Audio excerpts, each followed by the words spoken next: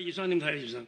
葉生正如頭先阿陳生講啦，其實即係脫歐啦，即係英國咁好多好多國家，譬如中國啊、日本啊同埋歐洲都量化寬鬆嚇，再加埋之前即係上半年積壓咗好多過萬個即係剛性需求，一次嘅湧埋曬出嚟，再加埋咧，其實大家知道咧，國內咧其實好多即係過去嗰2年升咗好多，就係深圳啲樓啊，好多咧就係賣咗之後落咗嚟香港買。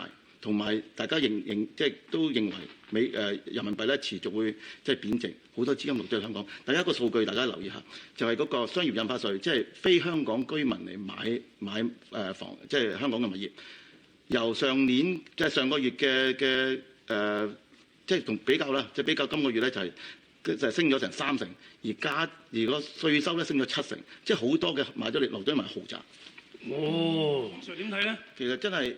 冇乜泡沫嘅，因為大家睇到個即係嗰個借貸成數咧，即係而家係金管局嘅公佈咧52%，即係話你每借100萬咧，其實每而家樓價100萬咧，每借都係借嗰52%，其實好低嘅啫。同埋唔同以前97咧，即係 over 直情借過籠嘅。而家睇到咧，全香港咧有11萬億嘅儲蓄，而借貸咧7萬幾億嘅啫。佢都會吸引啲咁樣。咁所謂信貸評級係一個人信貸概況嘅指標。銀行或者財務公司等等嘅金融機構喺處理信貸申請嗰陣，例如係私人貸款、汽車貸款、樓按，甚至係申請新信用卡等等，都會參考申請人嘅信貸評級，睇下借錢俾你有幾穩陣。評級越高，可以攞到嘅貸款條件就越優厚。而呢間銀行嘅稅務貸款為例，因應客戶信貸評級嘅高低，批出嘅貸款息率可以相差達到5厘。本港消費者嘅信貸報告同埋評級係由呢一間公司提供。公司喺82年成立，目前大約有130間會員，咁多數係銀行同埋財務機構。會員每隔大約30日就會提交消費者嘅信貸資料記錄俾佢哋。佢哋而家管理大約530萬名消費者帳戶記錄。拖欠還款等等嘅負面資料會保存5年，破產記錄就會保存8年。而只要有6個月或者以上嘅信貸活動記錄，就可以計算出一個信貸評分。信貸評級嘅高低主要受到5個因素影響，包括個人還款記錄準唔準時、信貸額結餘，即係總共仲欠落幾多錢、記錄嘅長短。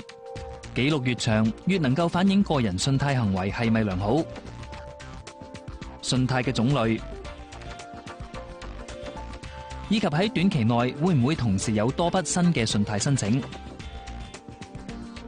而信貸評級由 A 到 J 分為10個等級，當中以 A 級係最好。參考舊年各個評級嘅壞賬比率， A 級出現壞賬嘅機會只有 0.07%， 而最差嘅 J 級壞賬嘅機會係100%。即係譬如話你任何嘅開立咗嘅任何嘅信貸帳戶，譬如話啲 Visa 卡好、循環貸款好，或者係啲稅務貸款，你開咗之後咧，你都會有個 record 上咗去，清好楚。呢個教人買賣物業嘅投資班嚟上堂㗎，唔少係想買樓上車嘅年輕人。課堂嘅導師話，唔少年輕人視上車為人生其中一個目標。咁但係就忽略咗信貸評級對佢哋置業嘅影響。